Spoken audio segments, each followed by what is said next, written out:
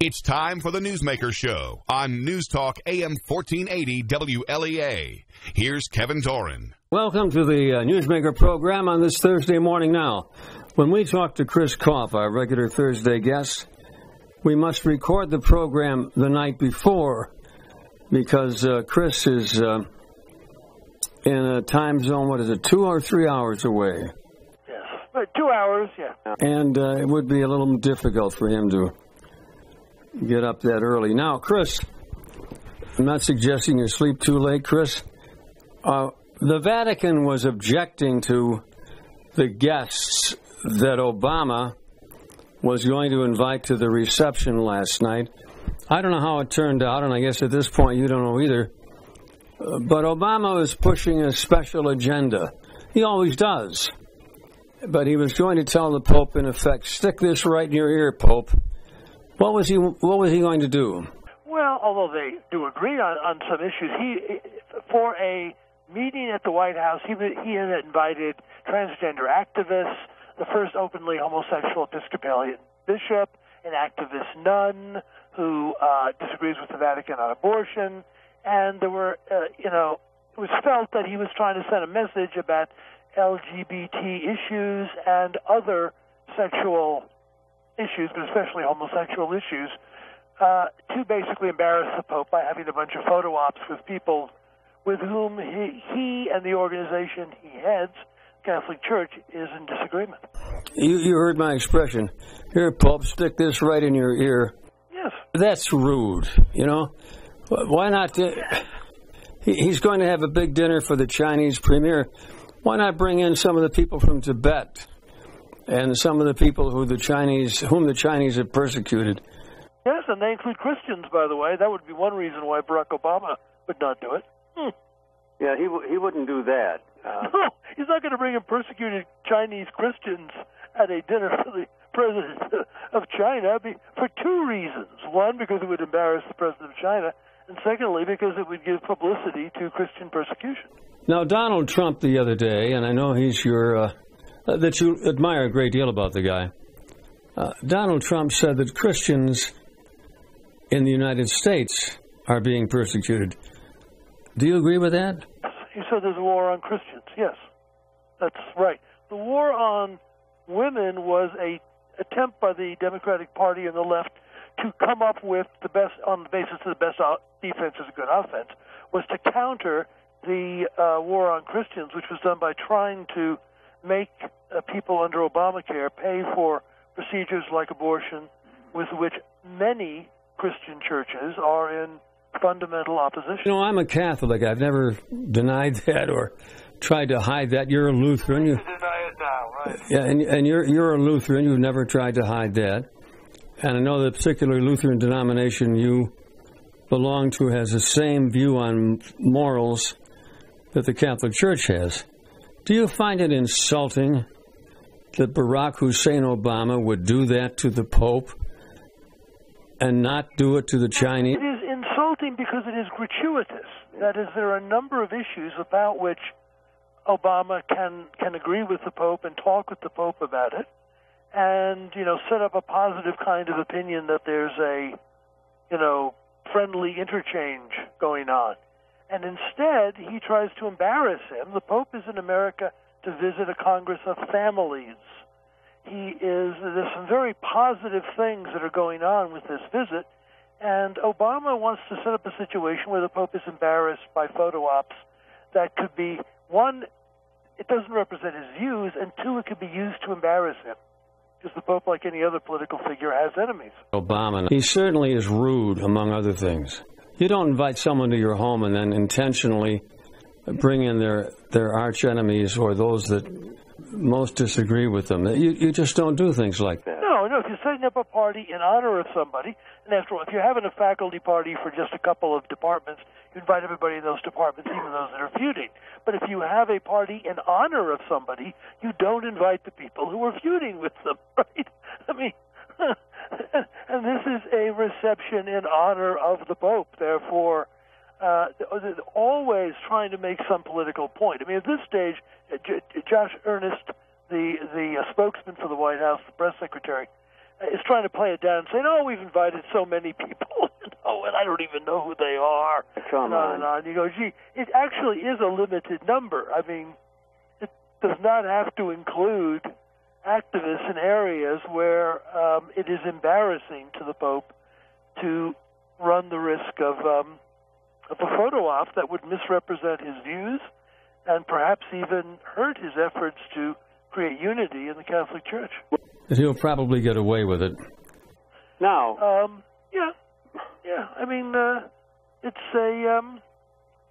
a problem. There also is the issue of politicians who've been ambiguous on moral issues wanting a photo op with the Pope. It's clear it's a good thing for a Catholic politician to have a photo op with the Pope, but it shouldn't be done in a way that embarrasses him. It to me, it's mind-boggling that he would go out of his way to insult the Pope, to insult the teachings of the Catholic Church, when this man is his guest. We don't know what finally turned out. I hope the Pope stormed out, but I'm sure he didn't. Well, yeah, and of course, the people in the Vatican are master negotiators, and as we know, the people in our White House are not master negotiators. So it's hard to believe that the Vatican didn't find some way to get around this. We'll see about it. Chris, let's talk a little bit about politics. We always do. And we never have gotten around to the natural law. So let's take care of the politics issue now, and then we'll deal with natural law in the second part of the program. How does that sound? Sounds great. My cell phone just went off. Perhaps you heard it. I'm going to turn it off right now. People are trying to get in touch with you. Well, as they say in the old country, nuts to them. Joe Biden is going to run or isn't? What's your view? Joe Biden is going to run. It's a question of nailing down the financial support, which he'll need. Without running, he's already got about 25% of Democratic voters thinking well of him. One thing the Obama administration has been very good at building up is its contacts with its base, both its funding base and its voting base. And that means that Biden is going to be in a very strong position to do well in primaries and to put in a strong appearance in any general election. Okay. Is, of course, that Mrs. Clinton is sinking like a stone. So. The New York Post on Tuesday said that Hillary has very serious health issues, and she really ought not to run for president. Did you happen to see that article?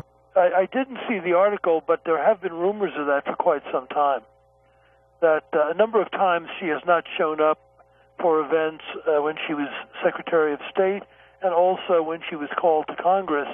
And in some cases, people assume that it was trying to get out of talking, but in other cases, there was good reason to think that she was really sick. We're talking with Chris Kopff, University of Colorado, Boulder, and we'll be back in just a moment with more interesting, I hope, conversation about the natural law.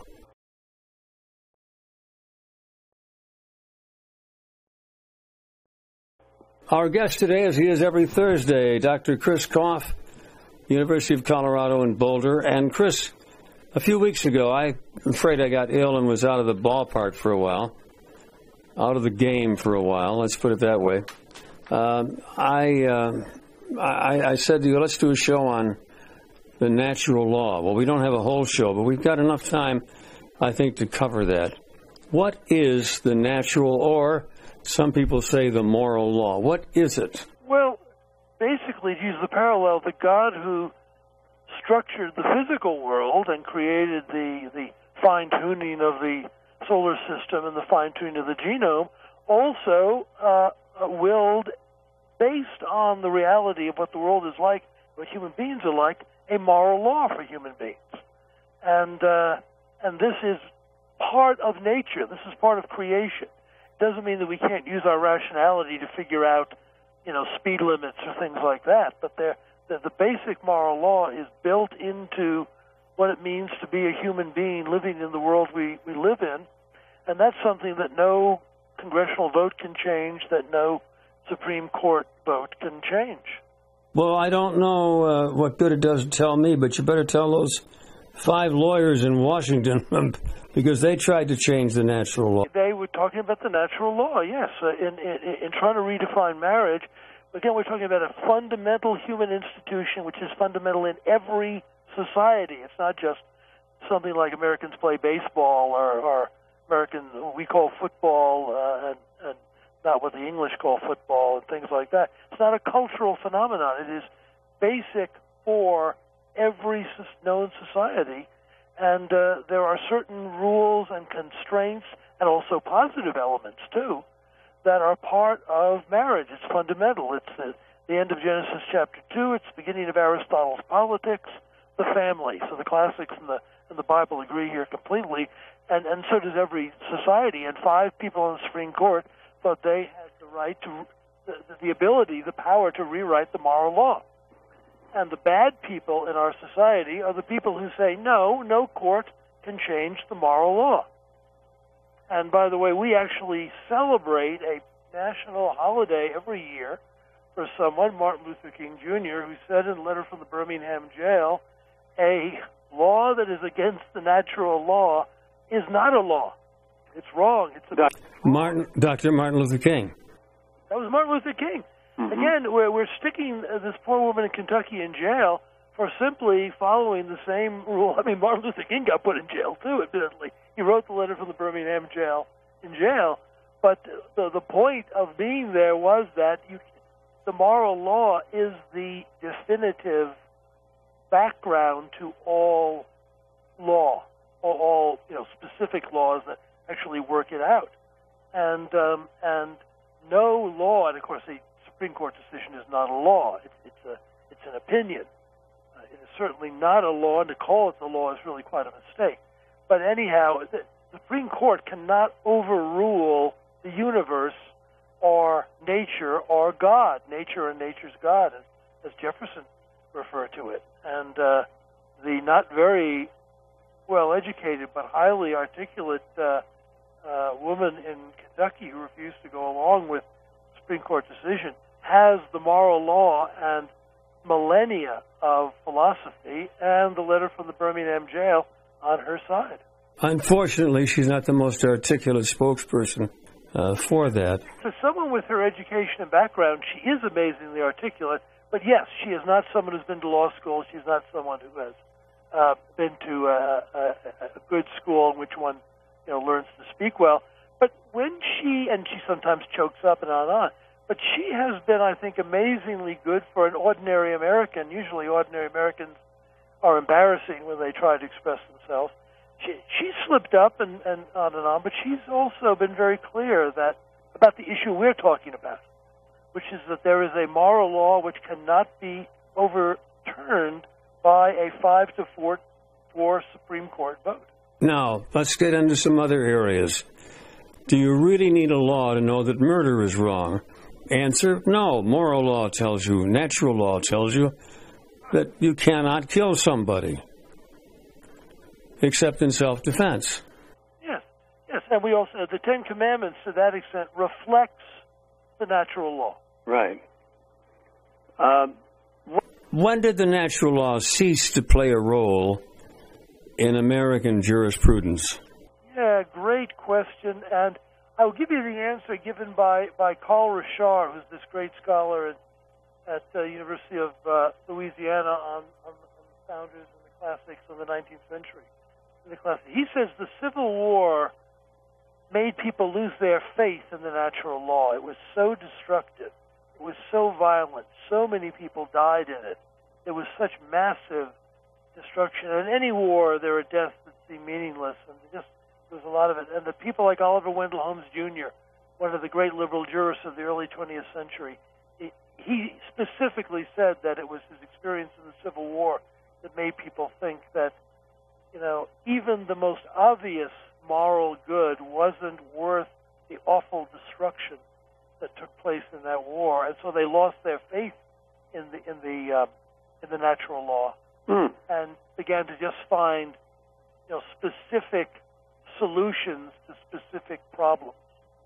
Oliver Wendell Holmes was an officer in the Civil War, and I'm sure you know this, Lincoln was out on the front lines near Washington looking at the battle, and I'm not sure if Oliver Wendell Holmes knew who he was talking to, but he said, "Get your head down, you damn fool. You're going to be killed." Damn fool happened to be the President of the United States. With 6'4", would need to be careful, right? Yeah. Stand out like your thumbs sticking up. At a time when the average height was probably 5'8". Yep, exactly right. Yeah, you didn't meet many people over 6. You're really asking for it. By the way, one of the miracles of our history is George Washington never got shot. He also was very tall, 6'3" or something, and he'd be leading his men against the Indians and leading his men at other times. And, you know, his hat would have bullet holes in it, and his coat would have bullet holes, and he was never shot. Chris Kopff, our time is gone. I always tell people that, I've said it on the air too, that I've never asked Chris a question he couldn't answer. Well, now maybe this time. Maybe this time. The German national anthem, Deutschland über alles, is from a Beethoven musical piece. What was that musical piece? I don't know the answer. I'm hoping you do. It was Handel's Austrian national anthem that then was taken up by the Germans. So it does come from one of his symphonies or one of his sonatas? No, I think it was actually written for, meant to be the national anthem of the Austro-Hungarian Empire, and it is such a wonderful tune. It is. That it's a wonderful tune, and it's, you know, people have been embarrassed by the fact that it was misused, although not misused in Austria, obviously. Well, that's your question for next week. Good. We're going to have a wonderful discussion on which great German composer, Haydn. It was Haydn. Well, you're looking it was known as the hymn tune Austria, but it's the music for Deutschland, Deutschland über alles. Oh. And we'll have a wonderful discussion on the importance of German culture in our society. Well, I just learned something from a book I'm reading. Higher Call, maybe, is the name of it. I haven't got it right in front of me. Huh? It's about a German pilot, fighter pilot, and an American bomber pilot. It follows them through the war. Their paths actually crossed. And in that book, I learned that Goering, the Reichsmarschall and head of the Air Force, as incompetent as he was, decided that because the Germans were losing the air war, the reason was that the fighter pilots were cowards. And he used his propaganda machine to say that, to the point where, following the war, if you told people you were a fighter pilot, they looked at you with great disdain. Now, did you know that? No, I did not know that. There, I finally got you. Dr. Chris Kopff, always a pleasure having you with us. Thank you so much for being with us this week. Great to talk with you, Kevin.